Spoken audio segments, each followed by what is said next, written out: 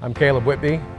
This is Lash Legacy Dairy. We have 4,500 cows here in Mabton, Washington. We've been dairying for just under 7 years, and so when we started, it was kind of a deep dive into information, and so then you start to see some of the cream rise to the top. Afi milk was one of those. It's really about who you dairy with, because it's not just a dairyman on his own island. Price ends up being not a high factor when it comes to, hey, who's going to put the system in? From my standpoint, that's 100% why we went with it. I love the modularity of the Afi milk products. We jumped on the opportunity to get more collars because that was the easiest return, easiest thing to apply without making major capital changes on parlor work. The number one thing, really, it's been the added help and support for making decisions that really good dairymen try to make every day. It's proactive versus kind of a more of a reactive process. Ultimately, right now, we were like most dairies who have to heat detect and walk behind cows every single day. It's an added chore, added labor, added costs. If we could do it in a way that we're going to catch more cows quicker and with less stress, that was ultimately what we're trying to do. You start to see cows that you would have normally lost, they're able to remain in the herd.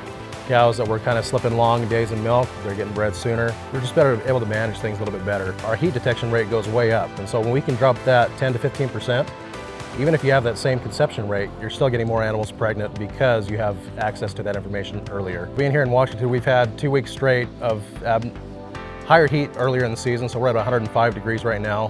What that does is it puts severe stress on the cows. Before it was, okay, you drove through the barns and just saw what was happening. Now we know group by group. It's additional information that's also not bogging me down. It's pretty clear.